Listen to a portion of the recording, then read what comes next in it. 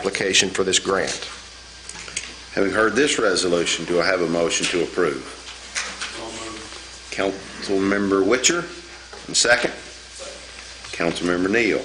Any discussion? All in favor signify by saying aye. Aye. All opposed? Motion carries. Thank you. As I'm sure you are aware, Kurt Fry has retired and done so quietly, as he typically does, works quietly behind the scenes, and the search is underway for his permanent replacement. And in the meantime, Steve Mathis has agreed to act in the interim as superintendent of the Department of Public Works, and I would like to have this group confirm that interim appointment. On order of the Mayor, Steve Mathis is hereby appointed as Interim Superintendent of Public Works for the City of Glasgow, and said appointment is subject to the approval of the Council this 9th day of April. Having heard this municipal order read, do I have a motion to approve? Motion. Councilmember Gross, and second by Councilmember Norris. Any discussion? All in favor signify by saying aye. Aye. All opposed? Motion carries. Thank you. Congratulations, Mr. Mathis. We will need to swear him in. So if you would please, Steve.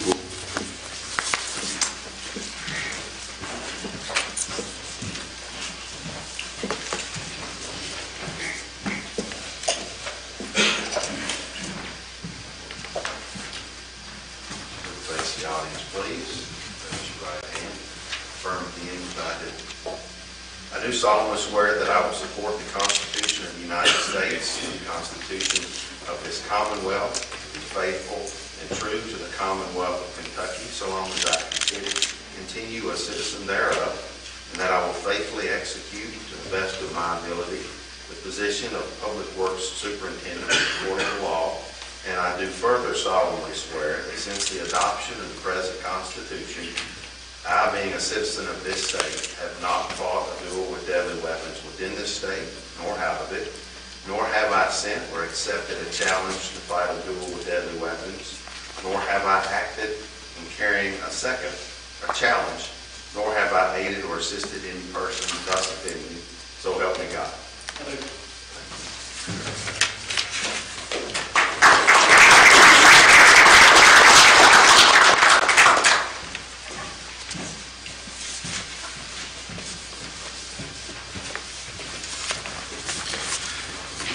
Next on our agenda, we have Mr. Mike Wilson here today, who would like to address this council regarding support for the veterans of our community. So, Mr. Wilson, if you would please step up to the podium and the microphone, and the floor is yours.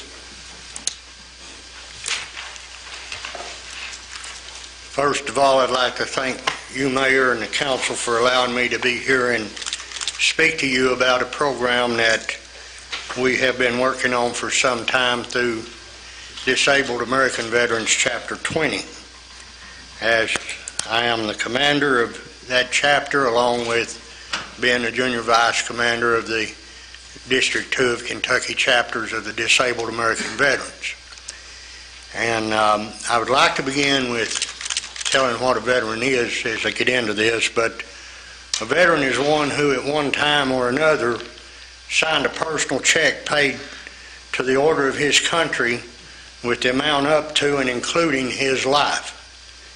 His or her oath of enlistment has never contained an expiration date. Veterans have much more to offer to their communities than to just march in parades and be a reminder to their community of their service. They contain a stamina towards success, and too often that is overlooked. We are introducing a program that is titled the Veterans Support and Assistance Office. It was starting out, we will be located at 315 South Green, and which has worked out well already, even before we got our feet completely on the ground. And I'd like to do a little refresher about our chapter as I go into this, and how we came to see the need and also realize that we had to act in order to help all our veterans and give them one place to come that they could get an answer to all their questions at that one place. And if we did not have the answer, we could make one phone call and get that answer. Disabled American Veterans Chapter 20 was organized in 1951. It's among the first 50 chapters organized in the United States. The vision of the founders of the chapter in our county was for our chapter that it would be perpetually existing throughout the future to assist veterans in obtaining their benefits through the Veterans Administration. Disabled American Veterans is one of the 4 veteran service organizations authorized by the Act of Congress to represent veterans in obtaining all benefits they are entitled to. As stated, there are only 4 veterans organizations authorized by Congress. They are Disabled American Veterans, Veterans of Foreign Wars, American Legion, and the American Veterans. They are also the only organizations allowed to have service officers to conduct veterans in all aspects of their benefits to the Veterans Administration. And I might say all benefits that veterans receive go through the Veterans Administration. Of the 4 service organizations, Disabled American Veterans contains 54% of the service officers of all 4 organizations. 67% of all claims filed by veterans for VA benefits are filed the first time through the DAV service officers. When the filings that they go through the other service organizations hit a snag, they turn to the DAV for further processing and appeals. The DAV is so vital to veterans in dealing with the VA that the DAV is the only service organization that has an office in every single Veterans Administration hospital in the U.S. and its possessions. The training of DAV service officers is very rigorous. With this responsibility, DAV Chapter 20 covers 12 counties at the current time, with the caseload expected to expand to 18 within the next 4 years. We are now a regional chapter. With the exception of Chapter 32 in Brownsville, which is a small chapter, DAV Chapter 20 is the only DAV chapter in South Central Kentucky that offers full service officers. With these counties, and Warren is included in ours, our role began to expand 2 years ago when the state merged Chapter 152 of Allen County into 20. With this expansion comes a large and different caseload to our chapter.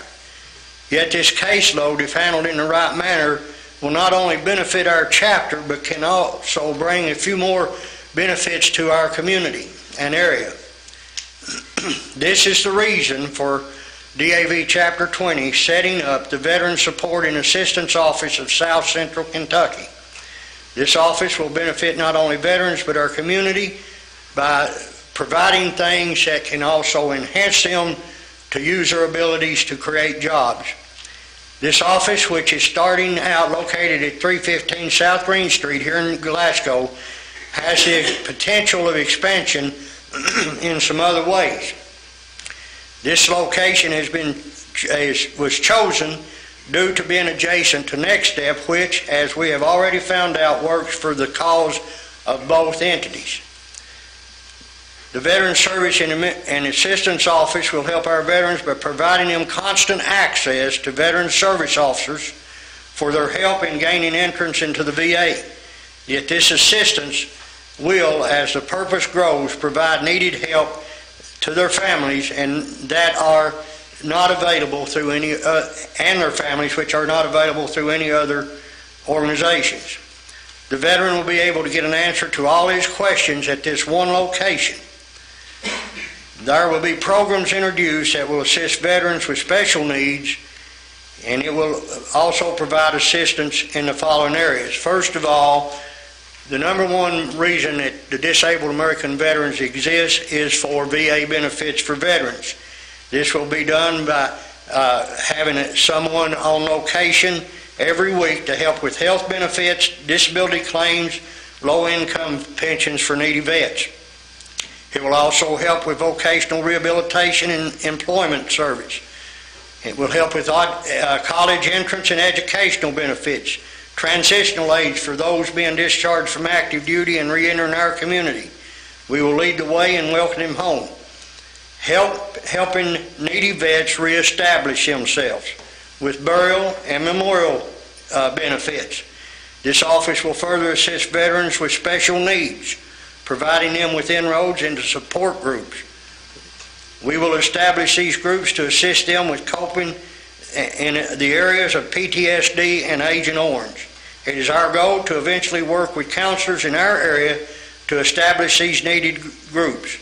This can pave the way to eventually having an employed counselor to handle veterans with these particular needs. To work toward locating at least an ARPN, and this is something that I've been looking at for 2 years. As you know, the VA is beginning to do some privatization. Now, it will never go fully private, but it is my hope that one day we will at least see an extension of a VA clinic here in Barron County because of the number of vets that this office will begin handling and the influx that we will be able to have toward getting them their VA benefits. It would be very beneficial to at least have a clinic with an ARPN here for veterans. These two offices would bring the counselors and the ARPN, that would bring a little employment to our area. This will take some work because both the counselor and ARPN would need to fit into the VA system. Another project in the works is the creation of a Veterans Information Network in South Central Kentucky. This will be accomplished through means of media, and hopefully it will gain enough that it will be self-supportive within a year or so. Then there are areas of veterans transportation. This is an area that needs much attention, and with the privatization that are taking place within the VA, this is one area that can create an opportunity for investors to provide transportation to veterans. And what I'm getting at with that is Veterans Transportation Network right now, we have a van that goes to Louisville. I've been trying to work on a van going to Nashville, but we are down to one volunteer driver. It's just getting real hard to get drivers to volunteer to drive those vans. And the VA is beginning to see this. And they are looking into allowing private firms to have vans with drivers that will take these veterans, ambulatory and non-ambulatory veterans, to their doctor's appointments at the VA hospitals and the clinics. And right now, veterans are suffering for transportation. Like I say, we're down to one driver. And with this before us in establishing this office, we're looking at not only providing for these veterans these things, but also staying with them after we get them into these programs and follow through to see what they're doing and how they're doing. One of the things that I don't think many understand, and it is here in our area too, is the PTSD that is among our veterans. As of right now, now I don't know names and the numbers are rough, but what I have found is there is roughly 132 veterans in our own county that is diagnosed with PTSD, and that's a very conservative number. Agent Orange, we have over 300 veterans in our county that is affected one way or another with Agent Orange. And any Vietnam veteran can stand by and wait, because if he doesn't get touched by it, he's going to be very fortunate. About 1% it does not touch that served in Vietnam. So this program is going to be set up to help veterans in every way that we possibly can, and also for those that to encourage them once they come home and to stay in our community, to stay in our area. And this office, most of all, though, like I said, will be the need to go into these other 12 counties at least once a month, travel there, visit service officers. We've got 2 service officers getting ready to retire. I will be going the last day of May and the first 3 days of June to training for a service officer to be qualified, and also look further at this program. Now, this program is a pilot program, and I introduced it at our last district meeting of Kentucky DAV chapters, and it gained enough interest there that the state DAV headquarters is going to put it under observation and watch it as a model, and hopefully within the next few years it will extend into every chapter in the state, which covers 7 districts. The need of help is there because the DAV has to fund everything that it does. You know, many people I've run into say, well, I send donations into national headquarters. That's good that you do, but we don't get a dime of that. What goes there stays there. What we do here locally, we have to raise all the funds ourselves for those programs. We're fortunate with our Honor Guard, which travels all over the state, across state lines to do funerals. We're able to operate that by the donations that we get through the funerals, and that keeps that afloat. But the only other donations we get, other than those that has helped us so much and tremendously in getting a new van, is we have one church in the area that once a year sends us an annual donation. And other than that, that's it. And this program is so needed for all veterans, not just some, that we can use it to also benefit the community. Many employers, I was talking about employing, many employers don't know that almost any vet you hire qualifies that company for some kind of a tax break. Some of them qualify for almost kind of like a double tax break, because just because they are titled disabled veterans, if they're service-connected disabled veterans, they are still allowed to work even if they're 100%. If they can find something that they can fit into and do, they can do work. So they're there for the community also, but a lot of them are that needs help. So this is why I present this. I'm hoping this is the first step toward this program getting going. We're not just going to stand before you. We're going to get before every city and county government in these 12 counties and present this. We will gladly take any kind of donation. We will be glad to even take corporate sponsors for these programs if we can get them. Anything we can do to get this program rolling and keep it going for years to come is what our aim is. Thank you.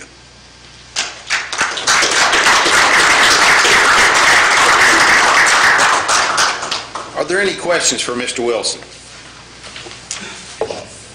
Thank you, Mr. Wilson, and your efforts here to continue the help that goes to our area veterans. We appreciate that.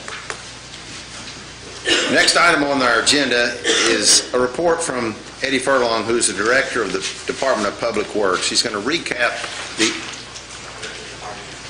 excuse me, what did I say? Sorry. Steve took care of that one. Parks and Rec. Mr. Furlong, the floor is yours. You should have a packet in front of you. I just want to give a quick rundown of our Easter egg hunt that we had 2 weekends ago. So if you just want to flip through it, I had a nice presentation, but we had some technical difficulties earlier, so I just printed these off. So our annual Easter egg hunt was March 31st, and we had roughly 3,000 people attend the event, about 1,000 kids, and then roughly 2,000 parents. We had ages walking through 10 years old. We passed out we hid nearly 10,000 eggs, and we received a little bit over $1,300 through donations with our community partners. Barron County Family YMCA was tremendous with helping us with those things. Ralphie's Fun Center, Green Mechanical, Big Metal Oil, Walmart, U.S. Bank, People's Bank, and Farm Credit. So without the help of these community partners, it couldn't have been what it was. So we just want to let you guys know about that and hope to see you guys out there next year. I also heard a rumor, I wasn't able to attend this year due to a death in the family, but I heard a rumor that the mayor had volunteered to be the Easter Bunny next year. I haven't confirmed that yet, so we'll see what happens. Only if it warms up. These pictures that you have don't do this event justice. It was amazing how many people, young kids and then their families were there. Councilmember Lowry was out there in charge of the bunny and picture taking there. If the mayor would like to be the rabbit, I will be his security next year. That was my job. I just want to compliment Jason and Marcus and CJ who were all there and all the volunteers who came out. It was so fantastic, and I said it just really takes me back to what a wonderful part Beaver Trail is, to see all the different families out there. It was a beautiful day, and everybody was just having a great time, but it was a lot of eggs. It was. We're going to try for more next year. We'll see. So often we think that the Parks and Rec is basketball and baseball and that kind of things, but it certainly has a far broader reach than just athletics. So, again, a great job by that department. We appreciate you doing that, and we just wanted to share that with this group. Thank you very much. Any questions for Eddie? Thank you, Eddie. You're welcome.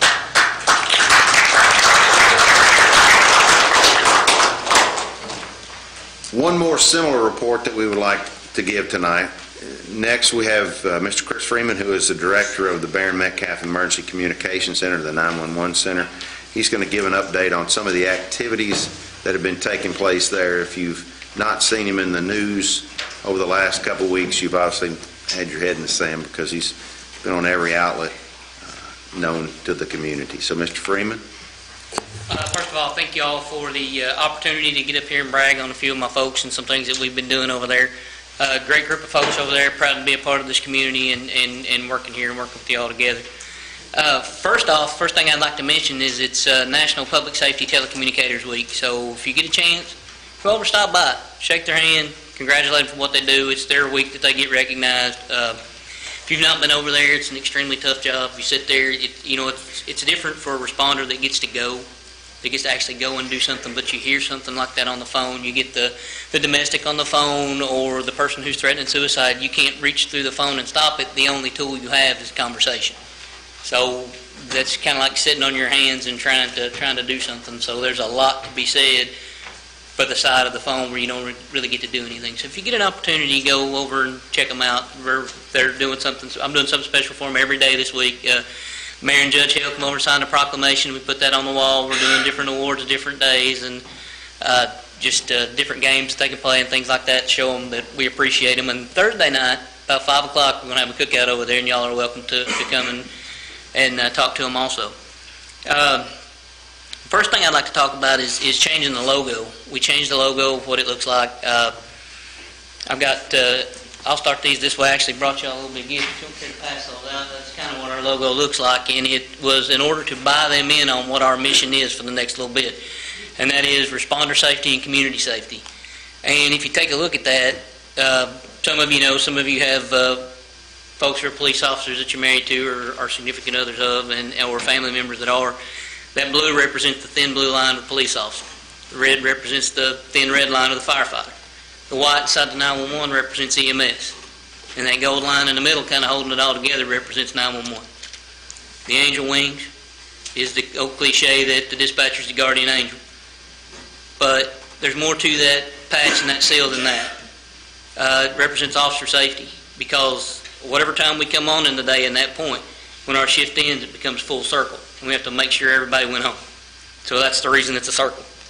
And if you take a look at it, it's red, white, and blue, which is also patriotic and also in support of our community as well. So it is much more than just a circle with a bunch of threads and things like that. That's the first thing we wanted to do, is to buy those folks into those major concerns of what we do, which is community safety and officer safety. And it's worked quite well. They've gotten behind that new logo and they love it. They're committed to do the changes and do the things that we're doing. Hopefully it's starting to pay off and folks are starting to see some of the differences moving into the future. Not that they did a bad job before, it's just 911's evolving and changing. And I'm going to talk a little bit about that as we move forward. I didn't take this job lightly when I came here. I knew there were big responsibilities in moving this 911 center from the old analog system it is now into the IP-based future system that we're getting ready to go to. So one of the things I realized in the background that I came from as being an instructor, I know a lot of 911 professionals. And as I was looking at different things to purchase, different things to do, different systems to integrate, found myself on the phone a lot asking different people, well, how did you do this? And I got to thinking, why make phone calls? I talked to the folks at the lodge, got a pretty good deal, and put right around 100 911 directors in the same room for 2 days to talk about those issues, and brought representation from over 55 counties here and got several good ideas that I hadn't thought about in some of these projects that we're doing to even streamline our process quite a bit more. So that turned out pretty well. We had the first ever 911 summit, first ever time that we've ever gotten directors together like the chiefs of police do or the Sheriff's Association does. So we were all there for a day and a half and accomplished quite a bit, which brings us to the next thing, next generation 911. A lot of people hear that, that's a buzzword, it's a big thing. It's been in the works for some time, and it's moving toward an IP-based network system, and a lot of people think, oh, that's just text to 911, that's all next gen is. No, it's basically allowing more platforms for the community to dial 911 and more avenues to get help. So basically, in the very near future, within 5 to 10 years, if it touches the internet, it has the ability to contact 911. So pacemakers that now send the information in the evenings to the doctor's office and download all that, if it's getting ready to trip, it will alert a sensor in 911. That's the very near future. OnStar, where you have to call a third party and that third party calls 911, those things will eventually go straight into 911. Fire alarms, burglar alarms, drones, all kinds of things. The concepts of smart cities, the very zone developments that y'all are talking about, those things play into that smart city, and we have to start our communication center thinking about those things and getting how we're going to watch those places. Video feeds from schools, video feeds from hospitals, parking structures, other city feeds, things like that will be coming into 911. So the job's changing. So next generation 911 is just not about texting. It's also about sending that media somewhere else. All the things that we take in, if it crosses into a next jurisdiction, we can send not just the call to there. We can send all the information that we have. So it's not about just sending a phone call or routing a phone call. It's about sending all that. But the biggest thing about NextGen is it allows for more information to come into 911. And there's not been a whole lot of thought on the other side of how we deal with it, what the job of the dispatcher is going to be or telecommunicator is going to be in the future. So we're kind of slow on that side. So in planning what it's going to look like in there, it's been kind of tough. But in order to do that, we have to have a new next generation CAD, which allows for us to send those reports, to send those things, to get information in from the officers and send it back out to them in the car. So we've got that purchased. It's on the way. Should be here starting the 16th, maybe the week after. We had a little issue with our mapping system, the way the current CAD's got the map assigned to emergency services zones, which is, I don't want to get too much into that, but there's a little technical issue within programming. So they're working on it. New radios, which will allow us to talk to several units at the same time. Instead of dispatching a fire truck and a police car and an ambulance separately, we'll be able to key up, tie them all together, talk to them one time. More efficient use of space, more efficient information keeps our responders safer. Everybody knows exactly what they're walking into instead of hearing 3 different stories from the same room, which is currently what we're doing. Then here's the big one, the one that the mayor said I've been on every TV station for the next little bit. Text to 911. With the things that we're doing, it seemed the right time to do it. It's not an expensive process to do. It's not meant to replace a phone call. The obvious preferred method to call 911 is actually a physical voice phone call. But what about the bad times, the active shooters, the domestics where you're hiding in the closet from your aggressor, the home invasions where you can't talk on the phone? A voice call lends to actually getting you heard, getting you found. And the hearing impaired. This allows for another way for those folks to actually call or contact 911 and get the help that they need. So it's not meant to replace the voice call. It's just meant to act as another avenue for those folks in that time of need. And I found out when I was doing those news interviews that we're the 5th communication center to get it. We're actually the 3rd.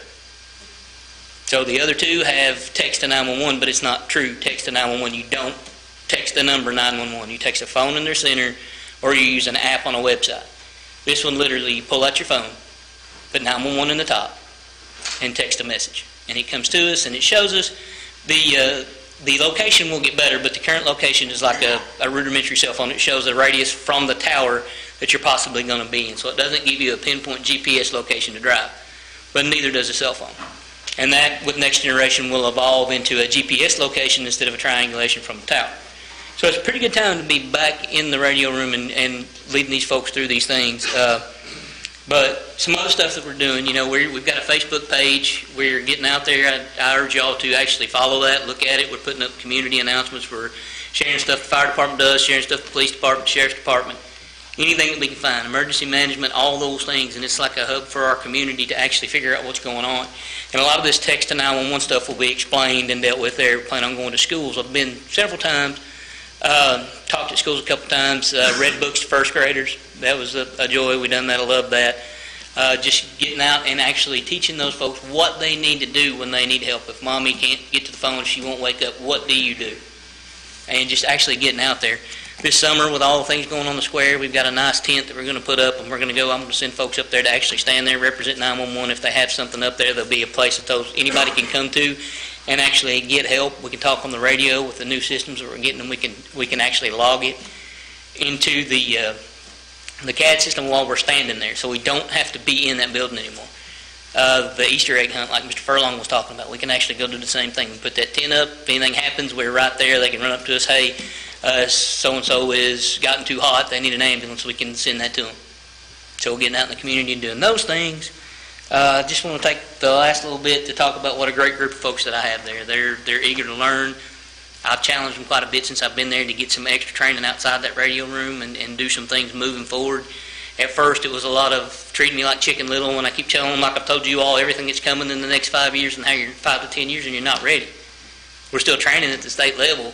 What we were doing 10 years ago, we're just not ready.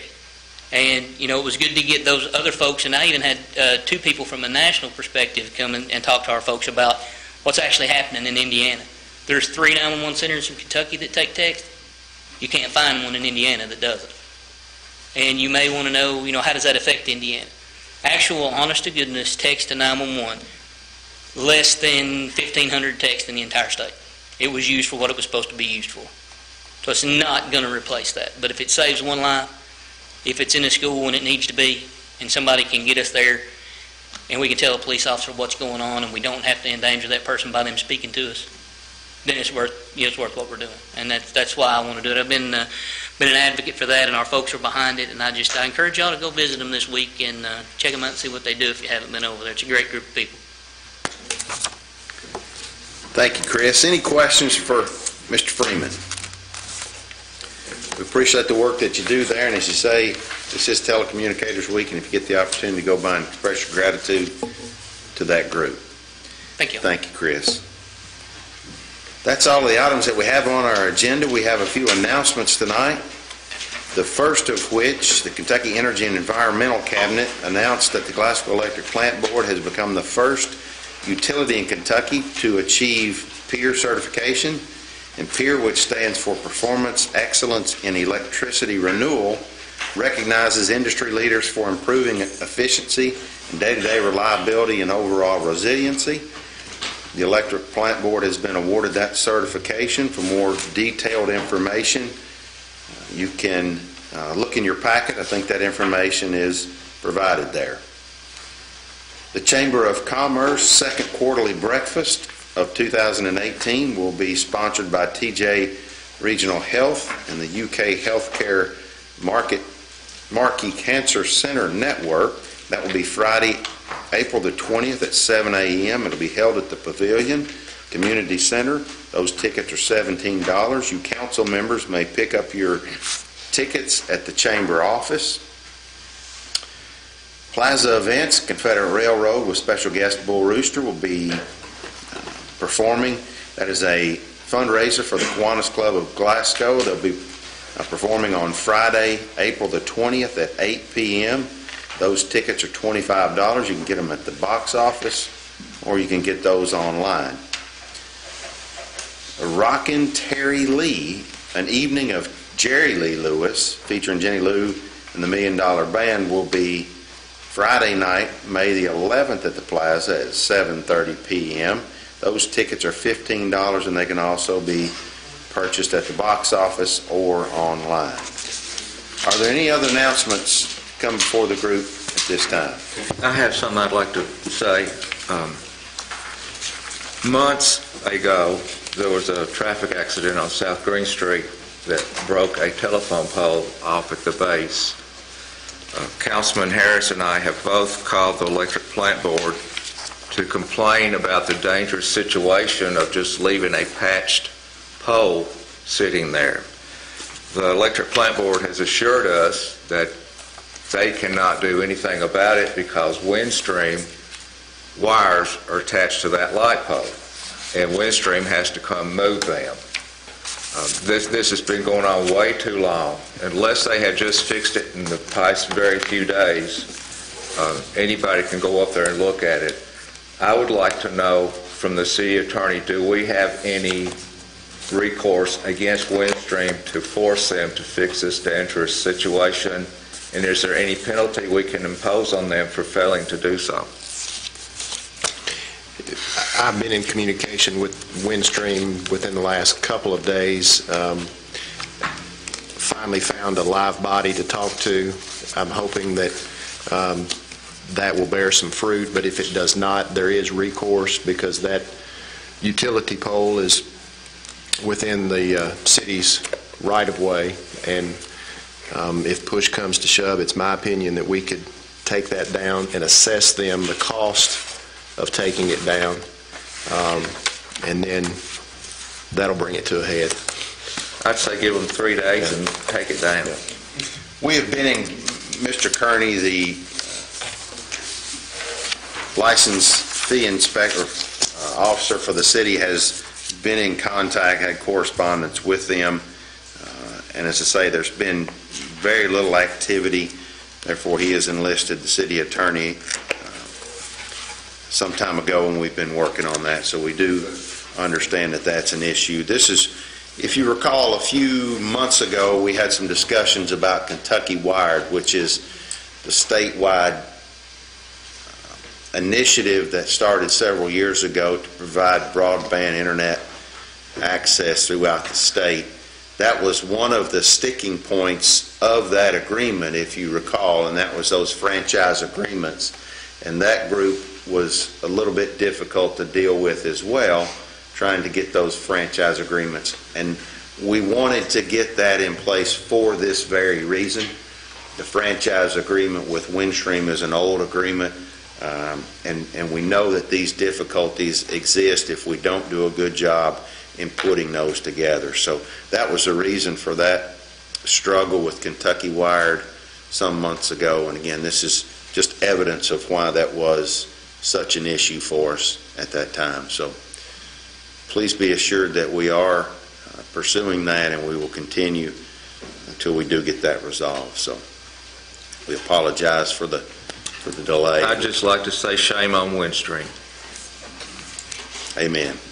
And Mayor, real quick, before we meet again, April 20th, they'll have Sam Royce field dedication down at Gorham Park. The game's at 5 o'clock, and I'm assuming it'll be a little bit before 5, so just FYI for anybody that wants to go down there. Thank you. Any other announcements? That being the case, I'll entertain a motion to adjourn. Motion. And second? All in favor signify by saying aye. Aye. We are adjourned. Thank you.